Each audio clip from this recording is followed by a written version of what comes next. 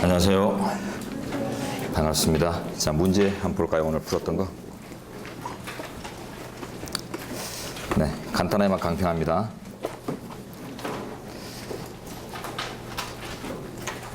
문제 보시면 각주요. 본 문제는 형법 270조 제1항 위헌소원 사건, 최신 판례죠. 자기낙태죄 합헌 사례를 기초로 한 것입니다. 자, 올라가시면 전통적으로 존재하던 문제인데 이번에 이제 판례가 났기 때문에 판례에 집중하는 문제 구성을 해봤고요. 모자보건법 자체에 대한 이제 예제도 존재하는데 그거는 배제시켰습니다. 사건 개요. 감자는 경제적 이유로 임시 10주째 산부인과 전문의 을에게 낙태 수술을 받았는데 그녀의 남편은 부인과 의사를 낙태 혐의로 고소했다. 뭐 사대독자다. 뭐 이런 거겠죠. 경제적 이유로 낙태를 했습니다. 여성이. 그러면 우리 모자보건법상의 적응 사유에 해당할 수가 없죠. 그래서 그 참조 조문 담겨져 있는 내용이 이제 그런 걸 분석하라는 거예요. 독일처럼 사회적 경제상의 적용 사유는 규정하지 않고 의학적, 윤리적, 우생학적 적용 사유만 규정하기 때문에 이거는 이제 모자보건법의 정당화 사유도 될 수 없습니다. 자, 이 고소 사건을 담당한 지검은 갑과 을의 낙태 행위는 모자보건법상의 낙태수술의 허용 한계를 넘고 있어 형법상 낙태죄에 해당한다고 판단하고 기소했다.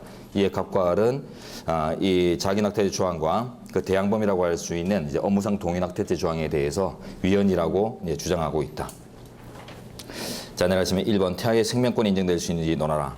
인부의 그 자기결정권의 내용으로서 이제 임신 중절 수술, 이거는 이제 태아의 생명권과 항상 충돌하죠. 대표적인 논제고 2번 갑과 을의 주장의 당부를 기본권 충돌의 해결 방법과 그에 따른 형법 269조 1항 및 270조 제1항의 위헌성 여부의 관점에서 논하라. 기본권 충돌의 해결 방법이나 이런 데 논의를 전개한 다음에 이제 지시가 있으면 그대로 따라야 합니다. 그 다음에 이제 형법 조항들의 관련 조항들의 위헌 여부를 논해보라.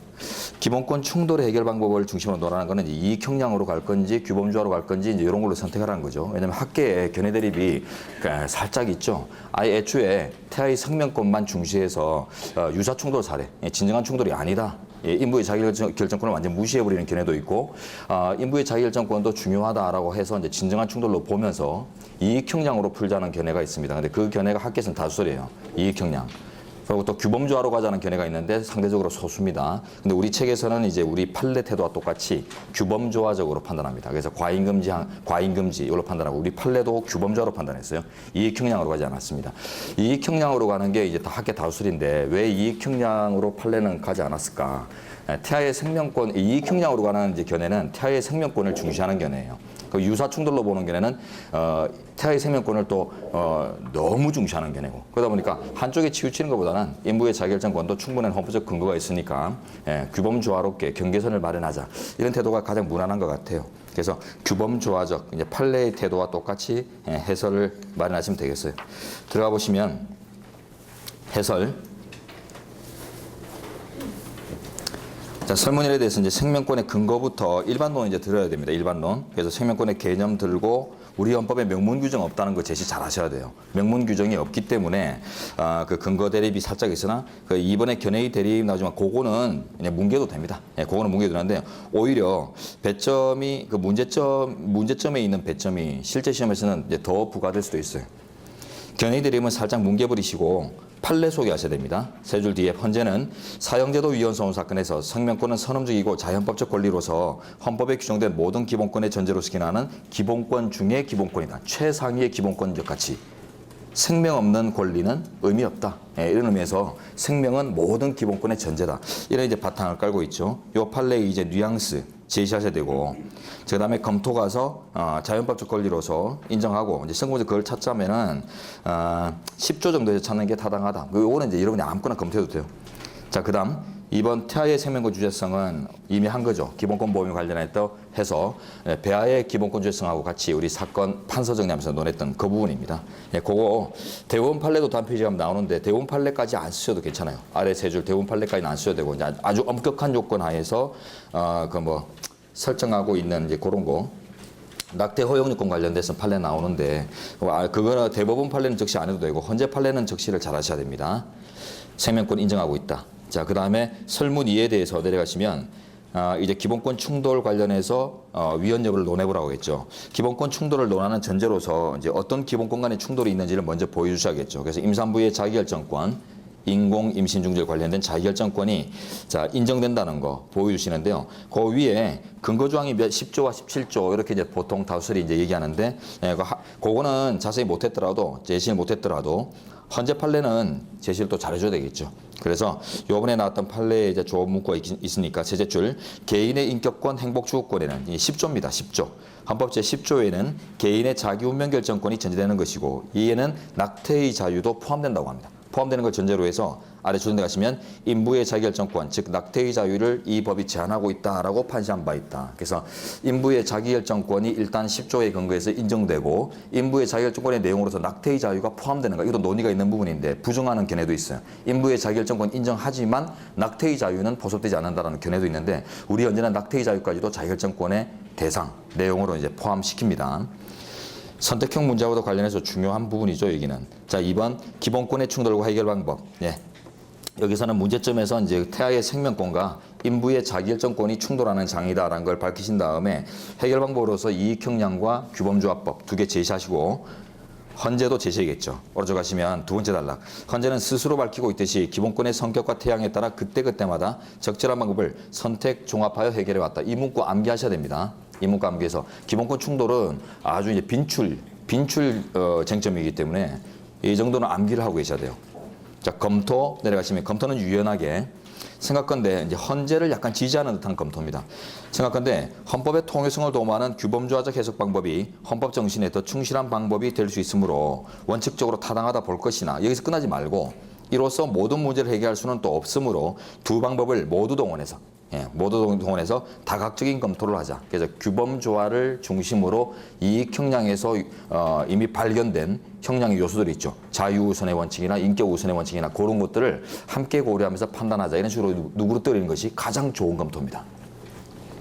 자, 그 다음에 그래서 이제 그 규범조화를 중심으로 하도해라고 하기 때문에 아래 이하에서는 규범조화의 대표적 방법인 과잉금지 이걸로 이제 접근을 하시면 돼요.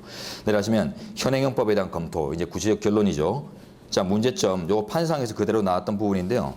업무상 동의낙태죄와 자기낙태죄는 대항범이다. 요거 좀 숙지하세요. 대항범이므로 인부의 낙태를 처벌하는 자기낙태죄가 완전히 위헌이다 하면은 그 대항범인 업무상 동의낙태죄도 같이 위헌성을 가진다고 합니다. 그러나 반대로 자기낙태죄가 합헌이다라고 한다면은 그러면 업무상 동의낙태죄도 바로 합헌이 되는가? 그렇지는 않고 업무상 동의낙태죄의 이제 처벌의 균형, 즉 형벌 체계상 그 뭐 2년 이하의 징역에 처하는 이제 그런 규정들이 너무 과도한 것이 아니냐, 형벌 체계에 반한 것이 아니냐, 이런 것들에 대한 검토가 새로 필요하다고 합니다. 그게 두 번째 단락에 나오죠. 자, 그 첫 번째 단락에 자기낙태죄가 위헌이라면 업무상 동의낙태죄도 당연히 위헌이 되는 대항범 관계에 있다. 그러나 그 밑에 보시면 합헌으로 본다면 거기서 끝나는 게 아니라 업무상 동의낙태죄는 별도로 형벌 체계상의 비례성을 한번 판단해 봐야 된다. 그래서 이제 269조 1항과 210조 1항을 이제 따로 판단하시면 됩니다. 269조 1항 이제 판시상 그대로 제가 이제 드래그 해 놓은 거예요. 드래그. 압축해서. 자, 그래서 합헌이란 결론만 보시면 되죠. 줄든 맨 밑에 줄든 데 가시면 자기낙태죄 조항이 임신 초기의 낙태나 사회적 경제적 사유에 의한 낙태를 허용하고 있지 아니한 것이 인부의 자기결정권에 대한 과도한 제한이라고 보기는 어려우므로 자기낙태죄 조항은 헌법에 위반되지 아니한다. 판시상 그대로 이용하시되 우리 페이지의 그 맨 첫째 줄 맨 앞에 사회적 경제적 사유에 의한 낙태를 허용하고 있지 않다. 요 단초가 사례에서 이미 보였죠. 경제적 이유로 낙태를 했는데 우리 현행법상으로는 처벌 대상이다. 독일과 다르다. 그걸 좀 같이 적시를 잘 해주시면은 현재 판례 문구 중에 그 부분이 적시가 잘 되면은 판례를 잘 인식하고 있다. 이런 이제 뉘앙스를 줍니다. 자, 그래서 검토 내려가시면 또 유연하게 생각건데 모체의 생명을 위태롭게 하거나 태아가 출생한 후 또는 그의 모성이 신체적 내지 정신적 고통으로 인해 존엄성을 궁극으로 해칠 가능성이 확실한 때 태아의 생명 보장 존중이라는 것이 인부에 대한 너무나 큰 희생을 초래하는 이런 이제 예외적인 경우에는 인부의 자기결정권을 존중하여 낙태를 허용하는 것이 타당하다고 할 것이다. 결국 규범조화적 결론으로 얘기를 하는데 검토는 유연하게 검토를 내렸죠. 자, 2번 210조 제1항은 첫째 단락의 맨 마지막 줄. 이 사건 법조항은 책임과 형벌관의 비례 원칙에 위반되지 않는다. 뭐 이런 관점에서 합헌을 전제로 하는 판시사항의 서술하시면 되겠어요. 두 단락의 내용은 판시사항 그대로 드래그한 것입니다. 판례 읽어본다는 의미에서 한번 확인만 하시면 되겠어요. 자, 자, 그래서 논의 전개 과정에 어떤 쟁점 추출 이런 것들만 잘 하시면 내용 구성은 어차피 판례인식이니까 예, 그렇게 큰 문제는 아닐 것 같습니다. 자, 기본서 들어가도록 하죠.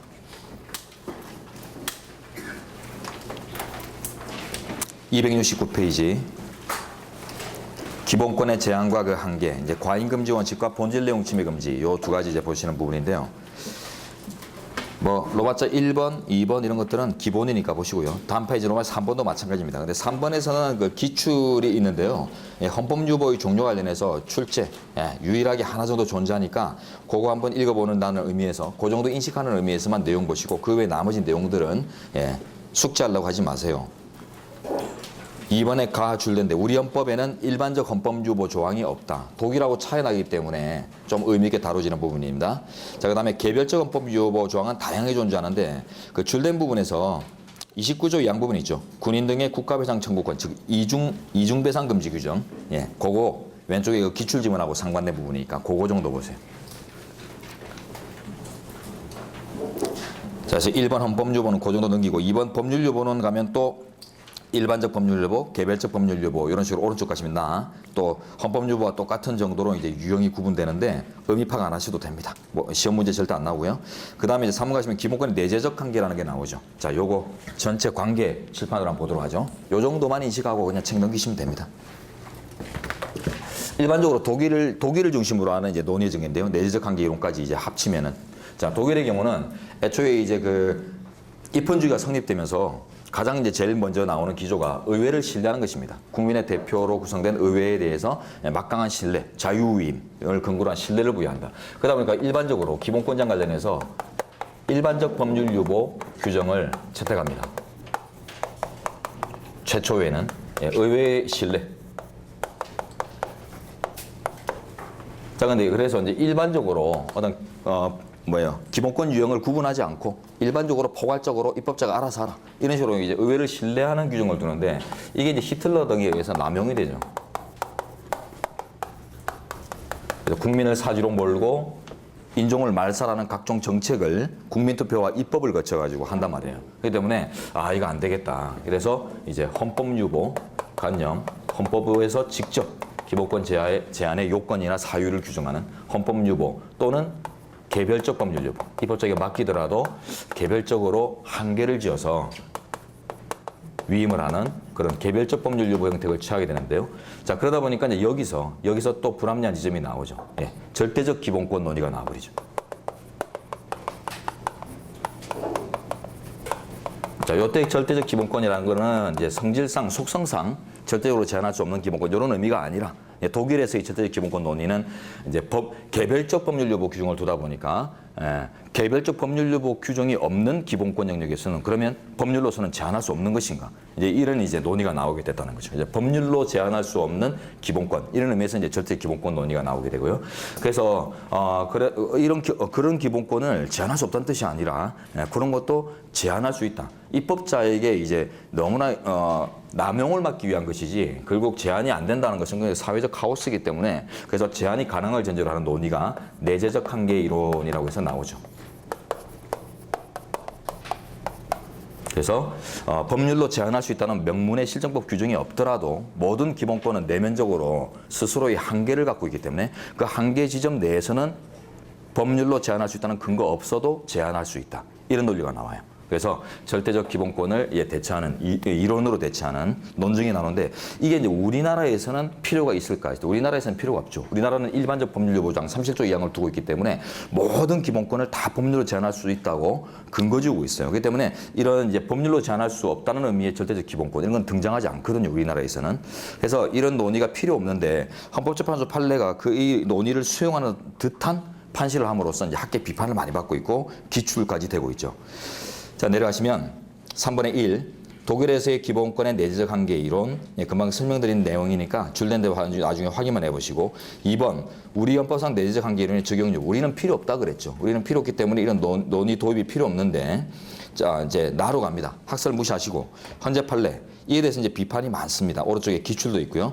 헌재는 간통죄 사건에서 개인의 성적 자유 결정권도 국가적, 사회적, 공공복리 등의 존중에 의한 내재적 한계가 있는 것이며 따라서 줄만 읽으세요. 법률로서 제한할 수 있는 것이다 라고 하여 37조 제2항의 기본권 제한의 근거로서 내재적 한계를 들고 있다. 근데 이에 대해서 우리 학계에서 비판이 엄청나죠. 내재적 한계 이론은 우리나라에서는 필요 없는 무용의 논인데 헌재가 뭣도 모르고 갖다 쓰고 있다. 독일 거라면 다 좋은 줄 알고 쓰고 있다. 빙신 이러고 있어요. 예, 그러면서 비판을 하는데 그러다 보니까 기축까지도 막 형성되는데요. 근데 헌재의 뜻을 자세히 보면은 내재적 한계는 독일의 이론을 그 모습 그대로 우리가 차용하겠다 이런 뜻이 아니에요. 다시 읽어보세요.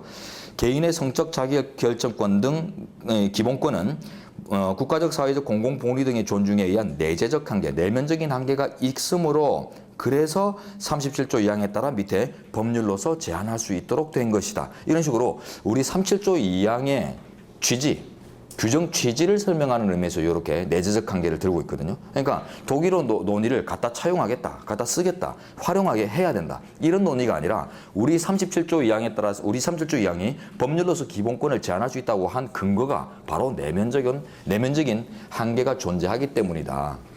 이런 걸 이제 밝힌 거예요. 그래서 어쨌든 헌재의 그 자신의 이제 판시 취지와 다르게 좀 차이나게 학계에서는 엄청난 비판을 가하고 있고, 어쨌든 우리 헌재는 내재적 한계 이론을 수용하고 있다라고 이해하셔야 됩니다. 학계의 비판에 따라서. 출제는 헌재가 하는 게 아니라 학자님들이 하시니까. 자, 됐습니다. 그래서 검토 가시면 우리는 별로 필요 없다는 거 넘어가시고. 자, 로마자 4번. 일반적 법률 유보에 의한 기본권 제한의 한계 37조 항은 이제 엄청 중요하죠. 국민의 모든 자유와 권리는 국가안전보장 질서유지 또는 공공무리를 위해, 자, 이 줄된 부분이 목적상의 한계죠. 이제 하나씩 이제 3번부터 목차로 이제 제시될 건데요. 목적상의 한계. 필요한 경우에 하나요. 자, 필요한 경우에 하나요. 요게 이제 방법상의 한계로서 과잉금지 원칙이죠. 방법상의 한계 내지는 과잉금지의 원칙. 그래서 필요한 경우에 하나요. 필요한 만큼만. 과잉되지 않게. 이 표현이죠. 자, 방법상 한계로서 과잉금지. 그 다음 법률로서 제한할 수 있다. 법률로서 법률유보 원칙. 형식상의 한계로서 법률유보 원칙을 제시하고 있습니다. 그리고 제한하는 경우에도 자유와 권리의 본질적인 내용을 침해할 수 없다. 본질적 내용 침해 금지의 원칙.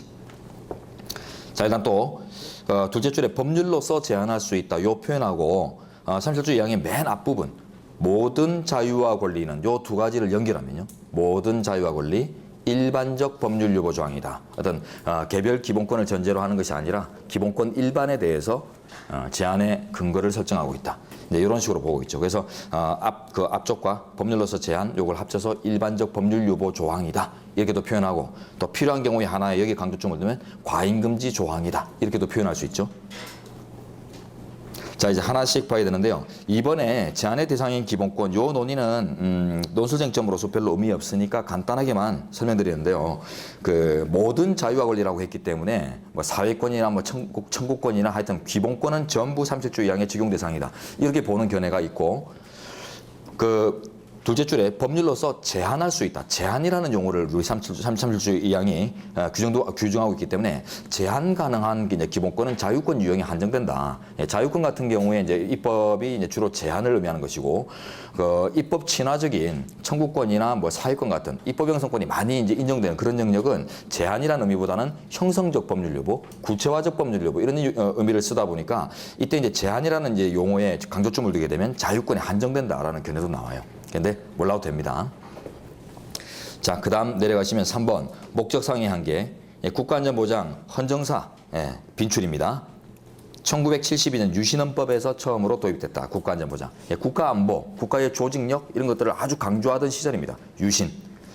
그래서 나중에 이제 헌정사 이제 정리할 때 이런 뉘앙스를 이제 총괄적으로 배우실 텐데, 그러면 의미는 쉽게 파악되고요. 그래서 개인의 자율보다는 국가적 조직력, 즉 조직력의 강화, 개인기보다는 조직력을 강조했던 이제 헌정 시절이기 때문에, 자, 요게 이제 최초로 온다라고 생각하시고, 오른쪽 이제 질서유지 2번에서 나오는 논의는 시험과는 별로 관련 없는데요.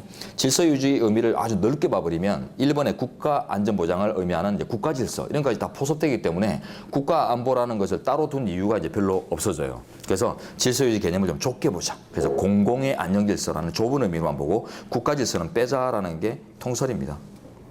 판례도 그런 취지를 갖고 있고요. 밑에 판례 안 보셔도 됩니다. 이건 아주 집시법에서 이제 자세하게 봐야 될 판례입니다. 여기서는 안 보셔도 돼요. 그 다음 4번 형식상의 한계, 법률유보의 원칙. 자, 이때 법률이란 마지막 줄 원칙적으로 국회가 제정한 형식적 의미의 법률을 의미하겠죠. 그러나 원칙적으로입니다. 원칙적으로. 그리고 다음 페이지 가시면 자, 법률 요구에 위반되는 이제 또 대표적 사례 나오는데 중복되는 집회신고서의 반려사건 보도록 하죠. 이거는 집시법에서 또 보실 텐데 아주 이제 유명한 판례입니다. 같은 일시에 제출한 5개의 집회신고서 상에 5개 집회와 집회 시간 및 장소가 경합되어 상호 방해 및 충돌의 우려가 있다는 이유에서 두 신고서 모두에 대해서 반려한 남대문 경찰서장의 행위가 집회의 자유를 침해하는가, 법률 요구에 반하는 건데요. 예, 위반 인정되죠. 둘째 줄 사건 개요에 모두에 대해 반려 주근하세요. 두 신고서 모두 반려. 이런 근거는 우리 현행 집시법에 없어요.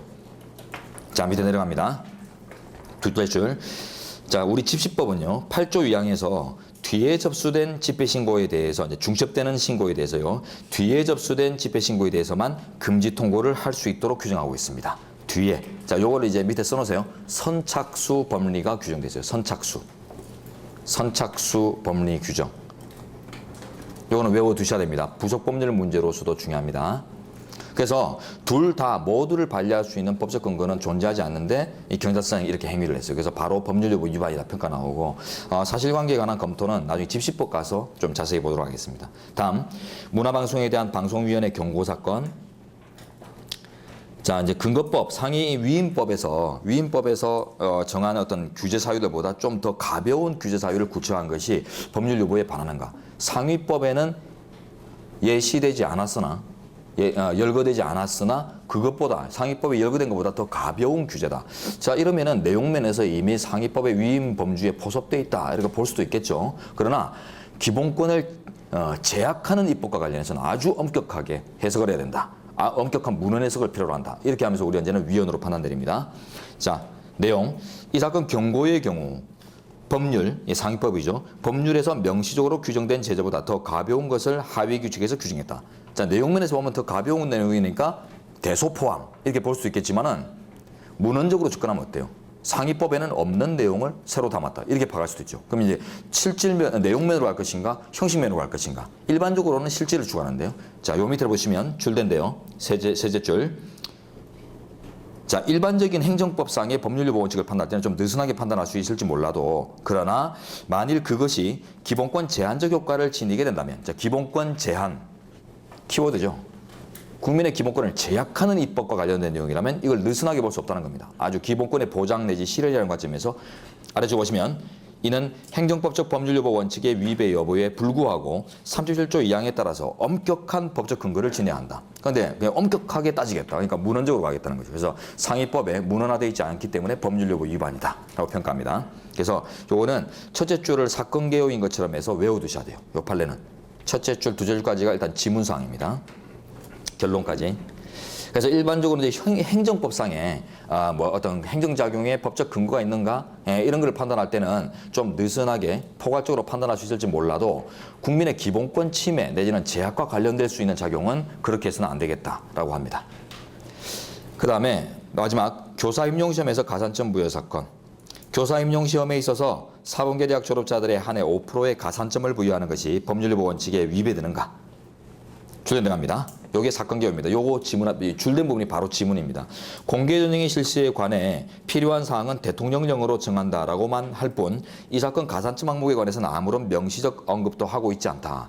요 부분이 법률요구 그래서 위반해요. 요 부분이 이제 국가고시 7급이나 9급 시험에서는 아주 빈출이에요.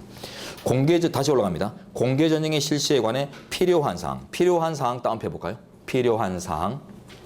필수적인 사항 이런 식으로 이제 이해를 해보신다면 아랫줄에 가산점 항목 다운표 하세요. 가산점 항목이 시험에서는 반드시 존재해야 되는 필수 항목인가? 아니라는 거죠. 아주 예외적인 항목이지. 그렇기 때문에 필요한 항목이 아니라 예외적 항목이기 때문에 상위법에 근거가 없는 것이다. 이제 이렇게 판단을 해요. 그래서 자 이런 이제 다른 기본권에 대한 중대한 제한을 초래할 수 있는 이런 영역에서는 아주 엄격 해석을 합니다. 자, 복규명령. 37조 2항에서 법률로서 제한할 수 있다는 의미는 법률에 의한 제한만을 의미하는 것이 아니라 법률에 근거한 제한을 의미한다. 이게 판례 문구 그 자체입니다. 줄된 부분이. 하나도 이제 제가 변형을 하지 않은 문구예요. 그래서 법률에 의한이라는 따옴표, 그 다음에 법률에 근거한 제한이라는 따옴표. 대비해서 보면은 무슨 말인지 알 수 있어요. 근데 앞쪽 것만 따로 탁 나오면은 그게 그 말 같거든요. 그래서 판시상에 대비되는 이제 문헌임을 구분하십시오. 그래서 법률에 의한 제한이라는 것은 우리 언제가 이런 표현으로 쓴 거예요.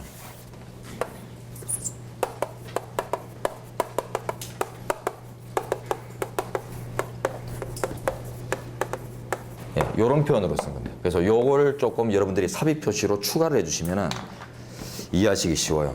그래서 법률 형식만에 의한 제한, 이런 것이 아니라 법률의 근거를 둔다면 하위 입법을 통해서도 제한될 수 있음을 예정하고 있다. 이렇게 해석하는 것이 통설 판례입니다.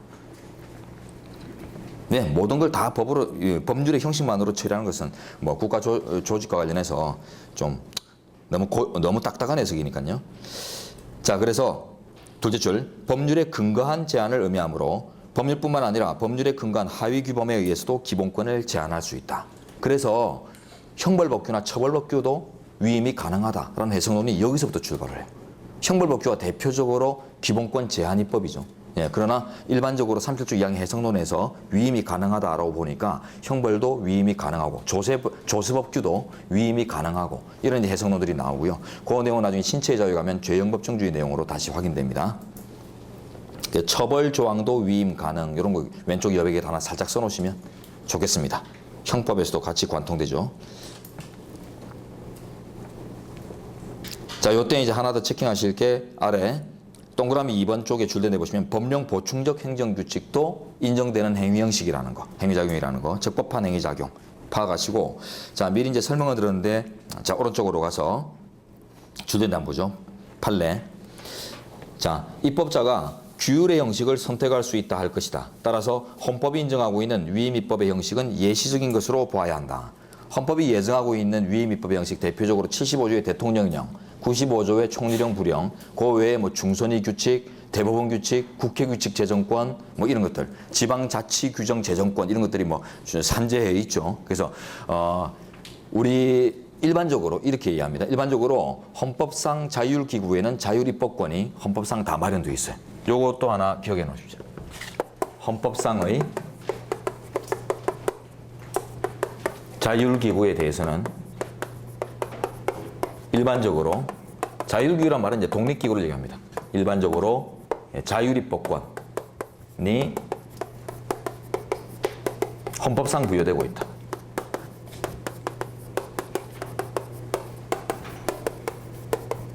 요거 하나 기억하시고요. 그러니까 이런 것들, 그러니까 대법원 규칙 재정권이 헌법에 있는가 없는가 이런 것들은 따로 외우는 게 아니에요. 독립기구로 이해되기 때문에 헌법상 독립기구라고 명칭이 제시되는 기구들에는 일반적으로 자율입법권이 헌법상 다 마련돼 있다. 이렇게 일반적으로 이제 부여하시고, 이때 이제 비교하실 게 감사원이죠, 감사원. 감사원 규칙 재정권은 감사원법에 비로소 근거한다.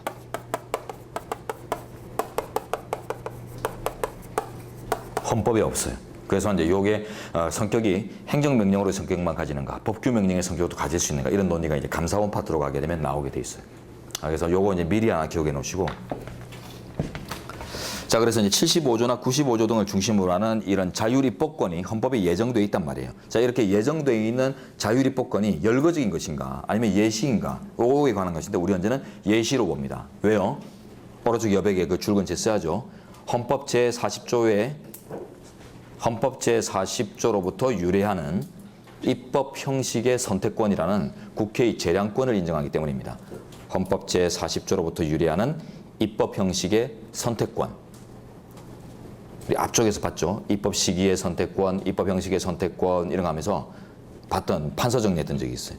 지금 그거 얘기하고 있는 거예요. 입법 형식의 선택권. 그러면 이건 뭐예요? 결국 법규 사항을 꼭 헌법이 예정하고 있는 그런 대표적인 법규 명령 형식이 아니라 다른 형식으로 위임하는 것도 선택권의 범주 속에서 가능하다는 거예요. 그 결과 아래 주변에 가시면은 법률이 입법 사항을 고시 등, 즉 규칙이죠. 행정규칙 등 이제 고시 등에 위임하는 것이 가능하다라는 이제 전제를 깔고요. 그렇지만 이제 약간 엄격하게 갑니다. 그렇더라도 그에 관한 통제는 다음과 같은 이유로 좀 엄격하게 행해져야 할 것이다. 왜냐하면 체계가 딱 들어맞지는 않기 때문에, 체계가 일단은 부정합하다는 이제 비판을 받기 때문에 아주 이제 부득이하고 긴급하고 필요한 경우에 한해서만 허용될 것, 이런 이제 약간의 한계 내에서 가능하다. 그래서 법령 보충적 행정규칙을 인정하는 판례입니다. 이 판례가. 자, 그다음 다 긴급명령, 긴급재정경제명령, 국가긴급권이죠. 자, 이것도 실질적 의미의 법률이다라는 거 이제 논수쟁점이고요. 줄된 데 가시면 긴급명령, 긴급재정경제명령은 국회의 승인을 얻게 되면 국회가 제정한 법률과 동일한 효력을 가진다. 이거는 76조에 규정되어 있습니다. 긴급한 경우에는 법률의 효력을 가지는 명령을 발할 수 있다. 이렇게 법률의 효력을 가진이라는 게 헌법에 명문화되어 있어요. 이 두 가지에 대해서는. 그렇기 때문에 그 절차 요건만 갖추게 되면, 적법 요건을 갖춰서 발령되면은 실질적인 법률이다라고 이제 정리되는 거죠. 자, 이런 사례들은 꽤 있어요. 그 다음에 또 내려가시면 조약과 국제법규도 이미 했지만은 국회의 동의를 받아야 되는 중요 조약. 자, 이런 경우에는 법률적 효력을 가진다라는 정리가 이미 존재하죠. 그 줄인데 법률과 동일한 효력을 가지는 조약과 일반적으로 승인된 국제법규, 즉 법률과 동일한 효력을 가지는 이제 일반적으로 승인된 국제법규, 이거는 이제 개별 사안별로 이제 판단되겠죠.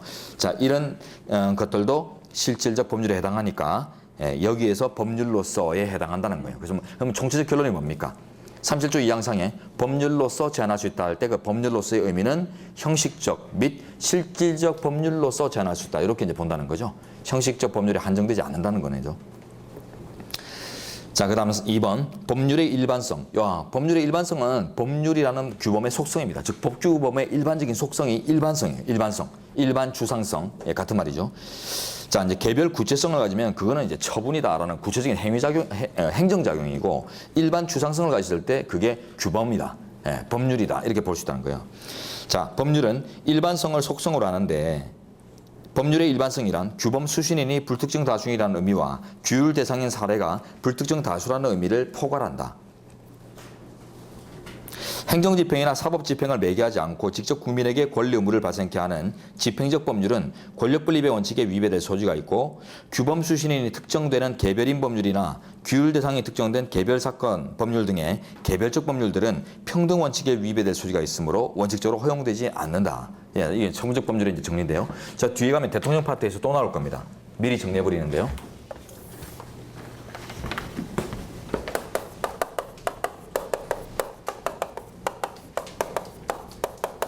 자, 처분적 법률. 자, 법률은 법률인데 그 의미가 행정처분과 같다.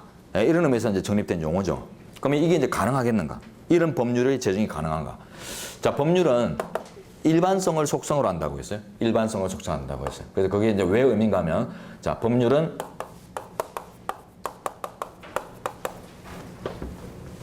권력 분립과 평등의 원칙상 일반성을 속성으로 한다.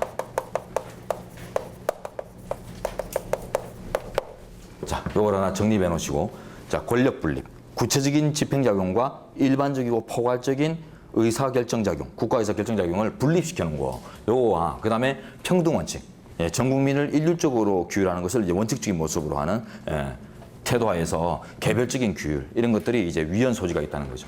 자, 그러면 자, 요 이제 위헌 속성상 위반의 소지가 있을 수 있는데, 처분적 법률의 이제 유형을 검토하는데요. 이 유형은 이제 견해 대립이 좀 있습니다만, 그냥 뭐 뭉뚱그리죠. 일반적으로 포괄시켜서 견해 대립 자체 묻지 않고 우리 판례도 오락가락하기 때문에, 그래서 논의되는 것들을 그냥 뭉뚱그리세요.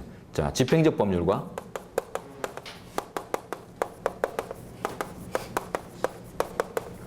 그리고 개별적 법률.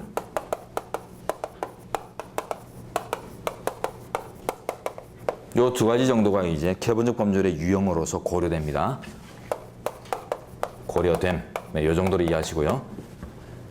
두 가지 성격을 다 가져야 되는가? 둘 중에 하나의 성격만 가도 되는가? 아니면 좌측인가, 우측인가? 경우의수를 가지고 견해 대립이 다 존재하고, 우리 판례도 답을 정확하게 갖고 있지 못해요. 그때마다 표현이 다른데요. 하여튼 이런 식으로 이제 고려 대상인 유형을 이렇게 포괄시켜 놓으시고, 여러분들 이제 실제 만약에 서술한다고 할 때도 이렇게 서술하시면 됩니다.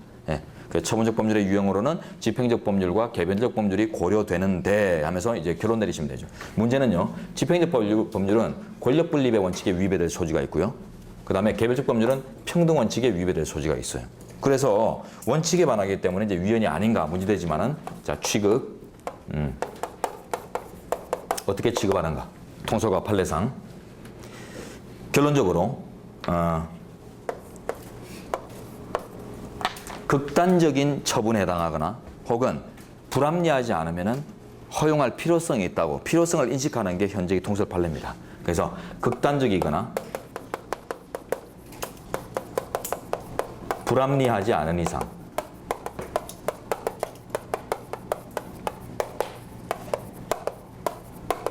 허용. 자, 원칙적으로 허용되는 건 아니죠. 예외적으로 허용되는데 그 예외적 허용의 요건이 극단적인 처분이 아닐 것, 불합리하지 않을 것, 요 두 가지 요건. 자, 요거 다 이렇게 연결되죠, 그죠? 그래서 연결시켜서 놓은 거 정립합니다. 자, 그래서 권력 분립을 완전히 형해화시키는 그런 극단적인 처분, 대표적으로 재판적 법률 이런 것들이 계신데요. 그런 것들은 안 되겠다. 안 되고, 그 다음에 평등 원칙은 현대적 평등 원칙은 상대적 평등이죠. 그래서 합리적인 차별이 허용되기 때문에 그래서 불합리하지 않는 이상 평등 원칙에 반하지 않는다. 이런 이제 그 원칙들의 일반적인 속성으로부터 결국 이제 취급, 즉 답을 내리고 있는 것이 현실이에요. 그래서 내려가시면 아래에서 넷째 줄 뒤에 봅니다. 아래에서 다섯째 줄 그러나부터 읽어보죠. 현대사회 국가에 있어서는 일반적 법률만으로는 국민의 생존과 복지를 배려하고 비상적 위기적 상황에 대처하기가 어렵다. 현대사회, 현대국가의 복지국가와 위기국가와 현상 때문에 필요하다. 이렇게 인식합니다. 복지의 즉각적인 실천. 막 배굶어가는 이제 가난한 국민들이 있는데 그걸 뭐 단계를 나누어서 작용을 하다 보면은 뭐 다다르기 전에 보호가 다다르기 전에 굶어 죽는다 이런 의미들입니다. 위기국가, 위기가 발생했는데 어떤 단계를 가지고 다 국가적으로 하다 보면은 결국 위기를 모면하기 힘들 수 있다. 그래서 다 같은 긴급성이에요. 그래서 이런 이제 긴급성이 요청되는 현대 국가에서 극단적인 개별적 구체적 처분이나 재판을 내용으로 하는 것이 아니라면 권력분립 원칙에 위배된다 할 수 없고 평등 원칙에 있어 평등은 상대적 평등을 의미하는 바 차별의 합리적 근거가 있는 한 평등 원칙에 위배된다고도 할 수 없다. 이게 이제 정리된 거죠. 그래서 극단적이거나 불합리하지 않는 한 허용하자라는 것이 통설과 판례다. 이렇게 인식하시면 되겠어요. 자, 그다음에 법률의 명확성. 명확성 원칙 줄는데 바로 가죠. 명확성 원칙은 모든 법률에 있어 동일한 정도로 요구되는 것이 아니고 침익적 법률인가 수익적 법률인가 뭐 형사법률인가 일반 법률인가 등 그 규범의 어떤 성격이나 적용 영역에 따라서 차별화된다. 그래서 명확성 원칙의 차별화를 얘기하는데요. 자, 다음 페이지 가시면 첫 번째 예시 판례. 자, 시혜적 규정에 있어서는 명확성 원칙을 좀 느슨하게 판단한다. 완화된 기준을 적용하겠다. 국민에게 유리한 규정이니까요. 너무 엄격하게 따질 필요 없다. 그 다음 두 번째, 규율 대상의 복잡 다변성과 명확성 원칙. 규율 대상이 복잡 다변성을 속순한다. 그러면은 너무 엄격하게 법으로 규정하다 보면 내일 또 개정해야 돼요. 그죠? 그러니까 탄력적인 대응을 위해서 어느 정도의 법의 유도리 확보가 필요하다는 거예요.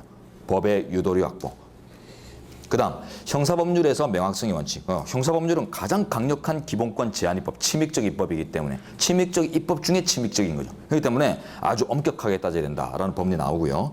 그다음 마지막 불확정 개념의 사용과 명확성 원칙. 자, 불확정 개념을 사용한 거 그 자체로 위헌으로 평가받지 않죠. 불확정 개념이 이제 민법의 이제 일반 조항 같은 것들, 공소양속 조항이나 이제 권리 남용 금지 조항이나 뭐 이런 것들 얘기하는데 괜찮습니다. 왜냐하면 첫째 줄, 법률의 명확성 원칙은 입법자가 법률을 제정함에 있어서 개괄 조항이나 불확정 개념의 사용을 금지하는 것이 아니다. 이거 하나 읽어놓으시고 요 자체 바로 지문이 오선지로도 될 수 있겠죠, 그죠? 그 자체 위헌일 수 있다 이런 식으로. 아닙니다. 이유는 변화하는 사회 현실에 탄력적으로 대응하기 위해서 필요합니다. 사회 변화에 탄력적 대응. 다른 말로 얘기하면 법의 유도리 확보. 사회 변화의 탄력적 대응, 법의 유도리. 자, 됐습니다. 그 다음 명확성 원칙에 위배되지 않는다고 본 판례, 뭐 권리 남용 금지 조항, 합헌, 최신 판례 하나 결론만 숙지하시면 되겠고요. 자, 오른쪽 가서 명확성 원칙에 위배된다고 본 판례. 자, 첫째 판례. 부정당 업자의 일정 기간 입찰 참가 자격 제한에서 일정 기간, 이 법 문헌 자체가 일정 기간이라고 되어 있어요. 그 따옴표 보시면. 자, 이게 지금 구체화되어 있지 않죠. 근데 입찰 참가 자격을 제한한다.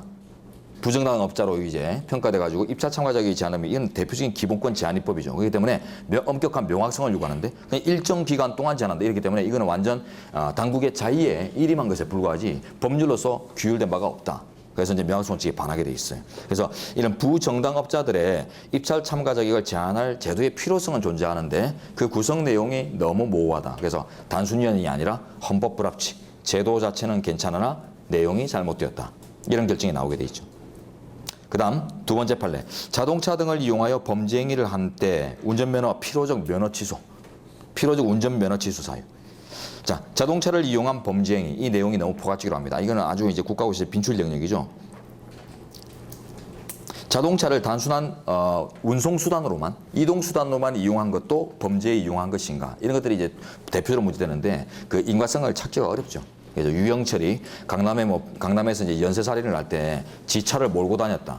예, 차로 치워 죽였으면 자동차를 이용한 범죄 이렇게 생각할 수 있겠지만은 운송수단으로 사용한 것도 자동차를 이용한 범죄인가 이런 것들이 결국은 이제 논의될 수 있는 이제 그 범주를 가지기 때문에 결국 명확성원칙 위배를 인정합니다. 그리고 그 밑에 판례는 이제 각종 퇴역연금 제한 사례에서 나오는 판시인데 이거는 여기서 보지 않고 뒤로 미루도록 합니다. 그 다음에 제한상년과 등급의 영화를 정의한 영진법. 첫째 줄, 제한상년과 등급의 영화를 뒤로 가시면요. 제한이 필요한 영화, 여기 적어놓으세요. 제한이 필요한 영화라고 규정했어요. 정의를 제대로 한 겁니까? 구체화가 없죠. 제한상년과 그 자체를 구체화시켰다 볼 수 없어요. 그렇기 때문에 이 정도 정의는 초딩들도 합니다. 그래서 국회의원들이 이런 이제 정의를 했다는 것은 잘못된 것이다. 그래서 이제 헌법 불합치 나올 수밖에 없고요. 요거 나중에 이제 중요한 게 검열할 때, 언론 출판의 자유와 관련해서 검열제도 할 때 또 판례 나올 텐데 명확성 원칙에 반해서 위헌난 사례고 검열로서 위헌난 사례 아니에요. 그걸로 오선지가 많이 다뤄줍니다. 국가고시에서 검열로서 위헌난 사례 아니다라는 거 인식하십시오.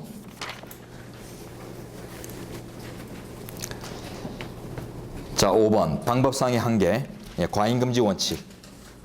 둘째 줄, 목적의 정당성, 수단의 적합성, 피해의 최소성, 법익의 균형성 등을 의미하며 그 어느 하나라도 저촉이 되면 위헌이 된다는 헌법상의 원칙이다.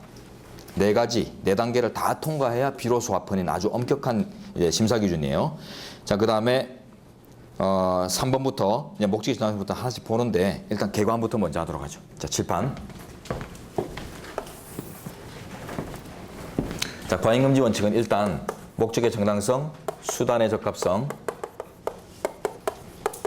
피해의 최소성, 침해의 최소성, 침해 내지는 피해의 최소성, 법익의 균형성. 네, 이렇게 4단계로 파생 원칙이 존재하는데요. 두 문자로 이렇게 외우시기 바랍니다. 뭐 침해, 피해 같이 쓰기 때문에 이제 해자에다가 두 문자 넣고요. 자, 목수해법, 목순이 무슨 해법을 냈다 이렇게 기억하신 다음에 자, 목적의 정당성부터 수단의 적합성까지 이 단계 전체를 다 판단하고 나서 비로소 위헌과 합헌을 가리는 심사 방식이 엄정한 방식으로 이제 비례 심사 방식이라고 합니다. 비례 심사.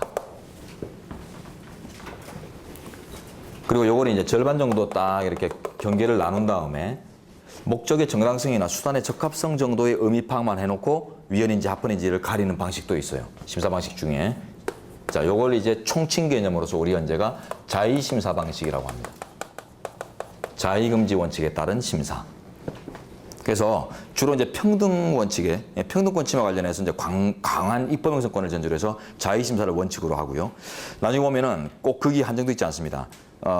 직업의 자유 침해를 판단할 때도 아주 광범한 입법 형성권이 있는 영역이 되려면 자의심사, 자의심사 이런 표현을 써요. 그 다음에 청구권 영역에 청구권에 관련된 이제 위헌심사할 때 또 광범한 입법 형성권을 전제로 해서 자의금지 원칙에 따라 심사한다 이런 표현들 막 쓰거든요. 우리 현재가 실제 밝히고 있습니다. 그래서 일반적으로 그래서 비례심사보다 수준을 애초부터 낮춘 이런 이제 심사 방식을 총칭 개념으로 자의가 아니면 합헌이라는 의미에서 자의심사 방식이라고 얘기를 해요.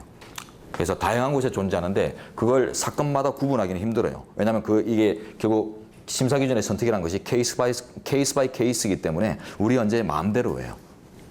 자, 그래서 이제 요런 이제 구도만 이제 파악하신 다음에 그다음 이제 비례심사 사례에서 일반적으로 이제 과잉금지 원칙 위반 내지는 비례성 위반이 판단나는 주류 사례가 어딘가가 중요한데요. 일반적으로 과잉금지 위반의 주류 판단은 여기서 나와요. 과잉금지 위반 내지는 비례성 위반, 비례원칙 위반의 주류 사례들.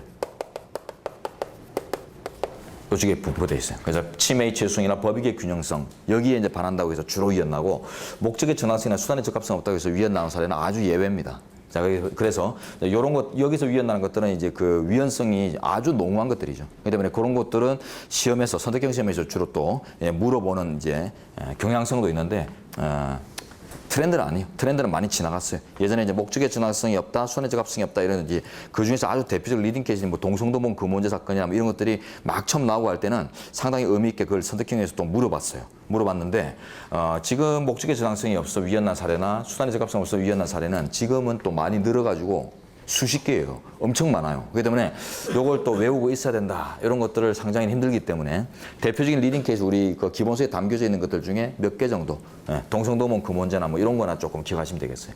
자, 그리고 심의 최소성이나 법익의 균형성을 판단할 때는 사안별로 좀 느슨하게 판단하기도 하고 사안별로 또 엄청나게 강화시켜서 판단하기도 합니다. 이걸 다른 말로 사안별 차별 적용이라고 하는데요. 차별 적용. 자, 그래서 비례 심사를 하더라도 완화된 비례 심사,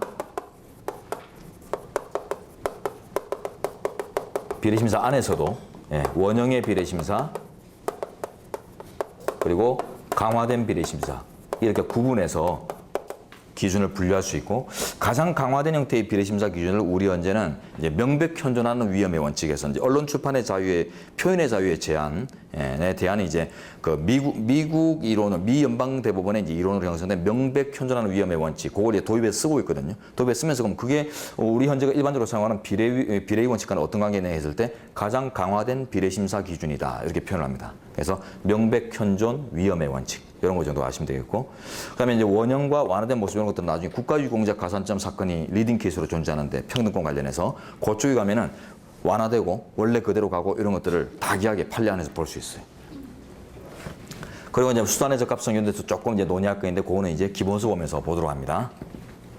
그러면 이제 하나만 마지막으로 하죠. 사례형이나 기록형 제시 관련해서 여러분 이제 어떤 사례를 맞이할 때 그때 이제 과잉금지 원칙을 가지고 주로 이제 비례 심사를 주로 하겠죠, 여러분이. 자, 그랬을 때 여러분들이 자의심사한 사례와 비례심사한 사례를 구분할 필요가 없다고 그랬어요. 선택형에서도 구분해서 묻는 문제 안 나오고 사례형 기록형에서도 여러분이 판례를 만약에 알고 있다 하더라도 굳이 그렇게 갈 필요가 없어요. 왜냐하면 케이스 바이 케이스 선택이기 때문에 입법형 그 사안별로 입법형 소관의 크기에 따라서 비례심사 안에서 이렇게 완화해서 쓰는 경우도 있고 입법 연수권이 훨씬 더 크다 해보면 아예 그냥 자의심사로 넘어가 버리는 경우도 있고 막 그래요. 근데 이거는 이제 판관들의 선택의 몫이기 때문에 그걸 뭐 케이스를 구분해서 법리를 형성하려고 하지 마시고 이 구도파만 해놓으신 다음에 일반적으로 여러분 사례나 이제 기록 검토는 비례심사로 하시면 됩니다.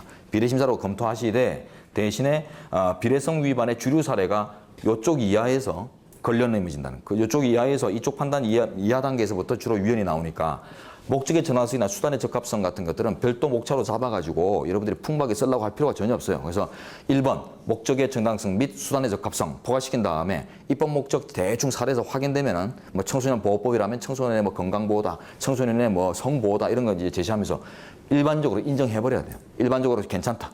그 다음에 이제 위헌으로 몰고 가더라도 PA 최소성이나 법의 균형성 단계에서 이제 여러분들이 풍부한 서술을 통해서 위헌의 여지를 잡아내야 됩니다. 그래서 그 답안의 안배, 분량적 안배를 잘 하시는 게 중요하다는 거고, 그걸 이제 그 기준 잡아 드린 거예요. 자, 이제 목적의 정당성, 왼쪽에 그러니까 판례 나오죠. 목적의 정당성조차 없어 위헌난, 위헌성이 농후한 사례, 동성동봉 금원제 정도 기억하시면 되겠어요. 동성동봉 금원제. 자, 그 다음 오른쪽. 자, 수단의 적합성. 수단의 적합성 내지 방법의 적정성이란 기본권 제한의 목적을 달성하기 위한 수단의 선택에 있어 유효적절한 수단을 선택해야 한다는 원칙으로 목적과 수단 간의 관계를 규율한다. 적합성의 정도는 부분적 적합성으로도 충분하고 완전한 적합성까지 요구되는 것은 아니다. 아주 중요한 줄이고요. 그 다음 C 밑에 내려가시면요. C.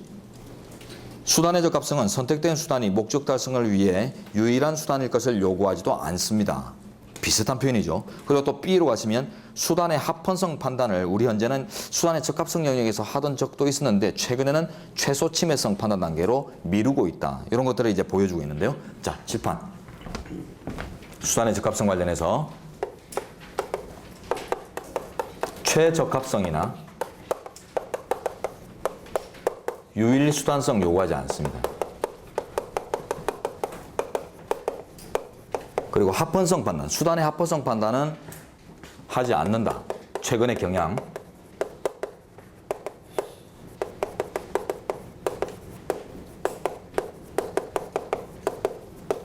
요게 지금 책에 제시되고 있고, 왜 그런가? 이하에 피해의 최소성 내지는 침해의 최소성을 판단하는 단계가 따로 존재하기 때문에. 그래서 침해의 최소성 판단,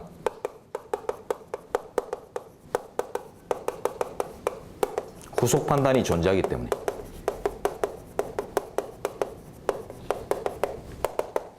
네, 이렇게 이해하시면 돼요. 그래서 다양하게 고려되는 수단들 사이에서 가장 적합한 것이 어떤 것인가, 이런 것들은 최소 침해 단계에서 판단하는 거죠. 그렇기 때문에 그 후속 판단 단계가 따로 존재하는 결과 수단의 적합성 판단은 아주 포괄적으로 끝낸다. 그래서 이거 통과 못할 입법은 거의 없다. 이런 식으로 이제 이해를 하시고요.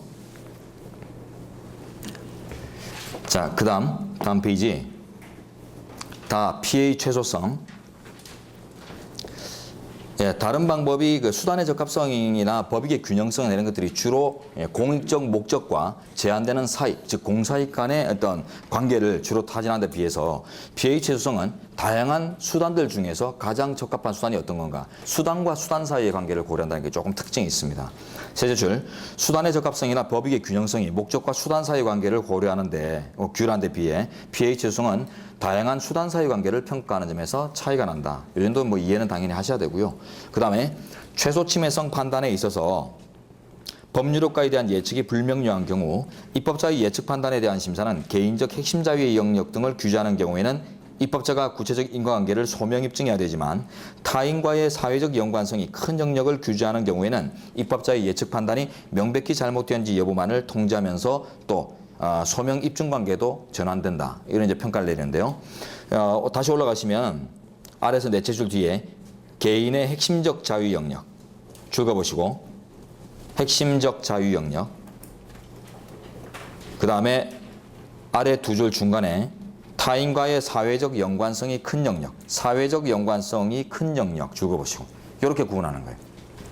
즉 사회적 마찰 가능성이 높은 경우와 사회적 마찰 가능성이 낮은 경우, 이렇게 두 가지를 지금 구분하고 있는 거예요. 그래서 개인의 핵심적 자유 영역에 국한되고 핵심적 자유 영역으로서 타인과의 마찰이 크게 예정되지 않는 이런 것과 타인과의 사회적 연관성이 큰, 즉 마찰 가능성이, 충돌 가능성이 큰 영역. 그러면 이제 규제의 필요성은 후자에 많이 놓이게 되겠죠. 그에 따라서 지금 구별하고 있는데요. 자, 왼쪽 여백했습니다. 사안별 차별 적용을 얘기합니다. 사안별로, 케이스별로 차별 적용될 수 있음을 얘기합니다.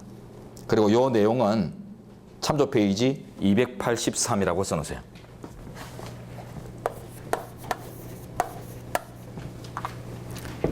그리고 이제 뒤로 가죠. 283페이지 맨 아래 양가로 5번 과잉금지 원칙의 차별적 적용 나옵니다. 피해의 최소성과 법익의 균형성. 자, 요 이제 후단부의 판단 관련해서 사안별로 완화하기도 하고 더 강화하기도 하고 이런 차별 적용이 가능하다. 자, 다음 페이지 가시면 입법 형성권의 크기에 따릅니다. 사안별 입법 형성권의 크기. 미국의 이중기준 이론. 자, 정신적 줄된데 보세요. 미국은 정신적 자유권과 경제적 자유권을 구별해서 전자에 좀 가치 우월성을 두는 이런 이제 법리를 제시하고 있는데 밑에 홈스테 법관 몰라도 됩니다. 명백현존 위험의 원칙이 이제 태동인데, 자, 어쨌든 미국의 이론은 우리나라보다 더 케이스 바이 케이스죠. 미국 같은 이론. 미국은 판례법 국가이기 때문에 케이스 바이 케이스로 애초에 법이 형성되잖아요. 판례를 통해서. 그러다 보니까 그 기준이란 것들이 일반적으로 일반 이론이 아니라 개별 이론으로 형성됩니다. 개별 영역을 담당하는 개별 이론들로 이렇게 각계로 형성이 돼요. 그래서 일반 이론화 시키기에는 조금 이제 무리인 부분이 있죠. 정신적 자유와 경제적 자유. 이것만으로 모든 사안을 다 해소할 수는 없잖아요. 자, 그래서 이런 법리도 우리 현재가 갖다 씁니다만 모든 사안에 대해서 해소할 수 있는 일반 이론으로서는 다의 독일의 이론이 일반적이에요. 개인 연관성, 사회 연관성 이론. 그래서 개인 연관성이 짙은 어떤 자유의 내용이라 아니면 사회적 마찰 가능성이 높은 자유의 내용이다. 이에 따라서 이제 규제의 크기를 달리하는데요. 여기 줄건데 보시면 개인의 핵심적 자유 영역, 사회적 연관관계 이런 표현을 쓰고 있죠. 이 부분이 아까 우리 좀 앞쪽에 이제 미리 제시된 거예요. 헌재 판례 나로 갑니다. 우리 헌재는 법률의 위헌성을 판단하는 실질적인 관점으로서 미연방대법원에 의해 형성된 이중기준 이론이 아니라 소위 독일 연방 헌재의 개인 연관성, 사회 연관성의 관점을 기준으로 삼고 있다. 그러면서 미국 걸 완전 배척하는 게 아닙니다. 미국의 이중기준 이론, 그것도 독일의 개인 연관성, 사회 연관성을 기점으로 이제 판단하는 과정에서 같이 차용합니다. 그 개별적 기준으로 갖다 써요. 어떤 의미냐? 제가 일반적으로 기본권 침해성이라는 걸 판단할 때 과잉금지로 판단을 하되, 규범 조안하는 이제 과잉금지로 판단을 하되, 다만 이익형량법에서 제시하는 요소들을 비례성 요소로 여러분이 답안 요소로 갖다 쓰면 좋다, 이런 식으로 얘기를 했었죠. 고려될 수 있으면 좋다. 예, 인격 우선의 원칙, 자유 우선의 원칙, 이런 것들을 여러분들 머릿속에 넣고, 그걸 비례성 관점, 공사익 간의 비교 역량을 할 때, 법익의 균형성이나 이런 걸 판단할 때 이렇게 관념을 활용하면 아주 좋은 답안이 된다고 했죠. 우리 헌재도 그렇게 하고 있어요. 그래서 독일의 이론을 일반 이론으로 활용하면서 이제 문제되는 이제 사안, 즉 정신적 자유권과 경제적 자유권, 이런 것들이 문제되는 사안에서는 미국의 이중기준 이론을 또 차용했습니다.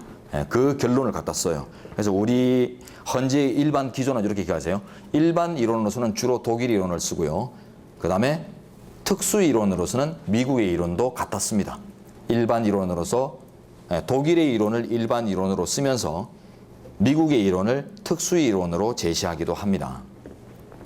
이건 나중에 저 뒤에 가면 언론 출판의 자유와 뭐 명예훼손과 관련해서 주로 이제 그 인격 영역 이론, 공적 인물 이론 막 이런 것들이 제시된 부분이 있는데, 거기서도 우리 헌재는 독일의 인격 영역 이론을 일반으로 쓰면서 공적 인물 이론이나 이런 미국의 이론들을, 미국의 이론의 결론들을 그게 녹여 쓰고 있어요, 우리 헌재는. 자, 그래서 들어가서 보시면은 아래 줄된 때 쪽으로 가봅니다. 중간쯤이죠. 자, 구체적 내용인데요. 우리 헌재는 직업의 자유 내용 중에서도 직업 선택의 자유, 결정의 자유죠. 직업 최초의 결정하는 과정의 자유에 대한 제한은 개인의 핵심적 자유 영역에 대한 침해를 의미하지만, 직업의 행사 방법, 직업 수행의 자유, 행사 방법에 대한 제약은 핵심적 자유 영역에 대한 침해가 아니라고 하였다. 심사 기준을 이제 차별할 수 있습니다. 이에 따라 왜 그렇죠? 직업 결정 과정은 그냥 자기 마음속에 내면에 있는 거예요. 그렇기 때문에 사회적 마찰 가능성 없죠. 핵심적 자유 영역. 그래서 강한 보장이 전제되어 있지만, 이제 구체적으로 직업을 수행하는 과정은 사회적 마찰, 사회적인 어떤 마찰이나 연관하에서 이제 수행하는 것이기 때문에 이거는 다른 사람들의 기본권 행사와 마찰될 가능성이 높기 때문에 규제의 필요성이 증대되는 거예요. 그래서 이때는 또 좀 위헌성 심사를 하더라도 좀 완화 심사합니다. 그다음 표현 내용에 대한 규제는 엄격 요건 하에서만 허용되는 반면에 표현 내용과 무관한 표현 방법의 규제는 좀 더 많은 규제가 예정된다. 이런 것들요. 자, 이런 것들이 이제 사회 연관성, 개인 연관성 이론의 터잡은 우리 판례의 결론입니다. 그리고 이제 앞쪽으로 다시 돌아오세요. 280페이지.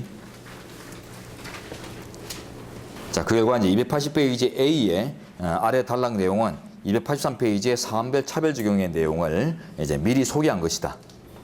해당 영역에서.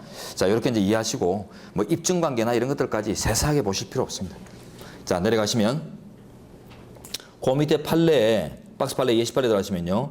중간쯤 가보세요. 줄된데 법률이 개인의 핵심적 자유 영역을 침해하는 경우와 그 밑에 사회적 연관관계에 놓이는 영역의 규율을 이제 구분하는데, 특히 이제 그 중간에 줄된 부분에 그 괄호 기억하셔야 됩니다. 선택형 대비하고 사례형까지 같이 이런 풀어나가기 위해서 생명권, 신체의 자유, 직업 선택의 자유, 결정의 자유, 수행의 자유나 이탈의 자유 말고요.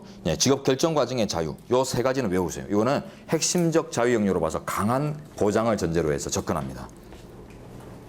그래서 이제 이와 관련된 구체적 사례가 나온다면 여러분들이 비례심사 기준을 엄격하게 동원하겠다. 이런 이제 뉘앙스를 주시면서 판단을 들어가면 결론이 위헌이든 합헌이든 간에 그런 이제 논리 전개가 채점자 입장에서는 상당히 여러분들의 이제 정치함을 맛볼 수 있는 이제 여건을 마련한다는 거예요.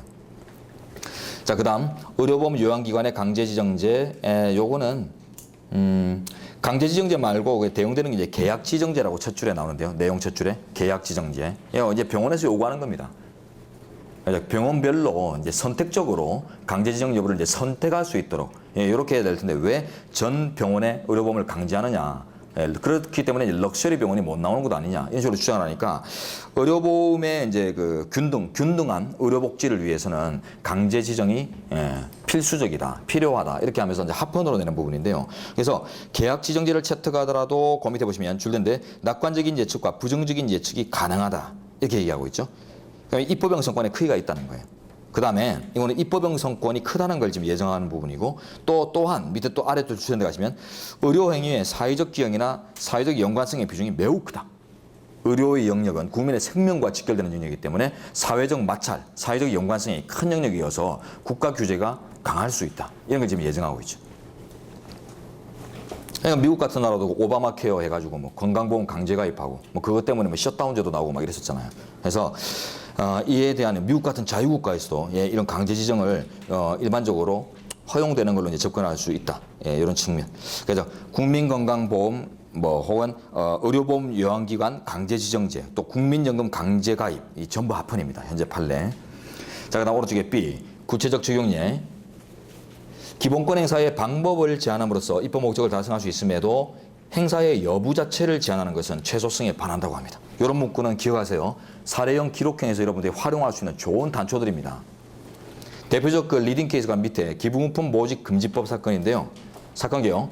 기부금품 모집을 허가함에 있어서 허가 요건을 전혀 규정하지 않고 행정청의 재량행위로 한 기부금품 모집 금지법이 행복주권을 침해하는가. 자, 위헌입니다. 짚어보도록 하죠.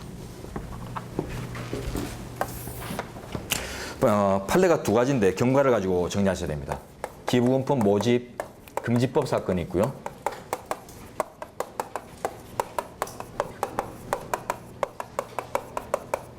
자, 여기서 이제 위헌. 법이 개정되어서 기부금품 모집 규제법으로 바뀌어요. 법 명칭도 바뀝니다. 그래서 규제법 사안, 금지법 사안 이렇게 나눠 외우시는데 자, 이 사건에서는 합헌으로 결정합니다. 법명에서부터 뉘앙스가 차이가 나요. 금지를 전제로 하는 법과 규제, 예외적 규제를 전제로 하는 법. 누구로 때렸다는 거죠. 자, 모집 금지법에서는 기부금품 모집을 허가제로 운영합니다.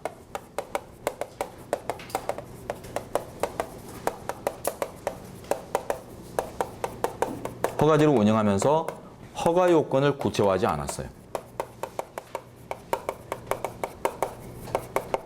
그러니까 결국 뭐예요? 기부금품을 모집할 수 있는지 없는지 그 여부 자체를 당국이 결정하는.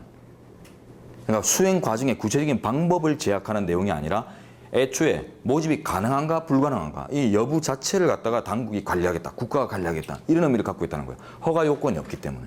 완전한 자유재량이라는 거죠. 그래서 완전한 자유재량의 의미로서 위헌으로 판단되는데요. 자, 그래서 기부금품 모집 허가제를 일단 요 규제법에서도 허가제를 계속 유지합니다. 유지하면서 위헌이었던 부분 허가 요건의 구체화를 일궈내죠.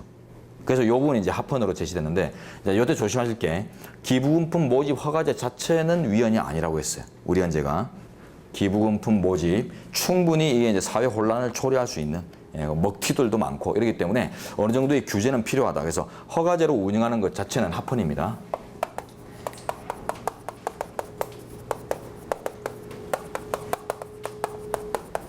문제는 이제 허가 요건을 구체화할 수 있어야 국민의 기본권을 보장하는 것인데 그 구체화가 미흡하면 위헌, 구체화가 이루어지면 합헌 이런 식으로 이제 판단이 돼요.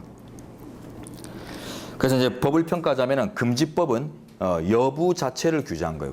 여부 자체를 국가가 관리하는 거예요. 할 수 있는지 할 수 없는지. 그 완전한 자유재량이니까. 그러나 이제 규제법은 어때요? 허가제로 운영하더라도 일정한 법적 요건을 갖추게 되면은 허가를 받을 수 있고, 그래서 이제 국민들이 자유를 행사할 수 있으니까. 그래서 이거는 방법상의 규제에 국한되었다.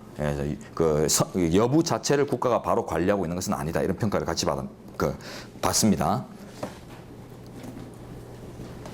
그래서 이렇게 기억하시면 되겠어요. 요거는 여부의 규제.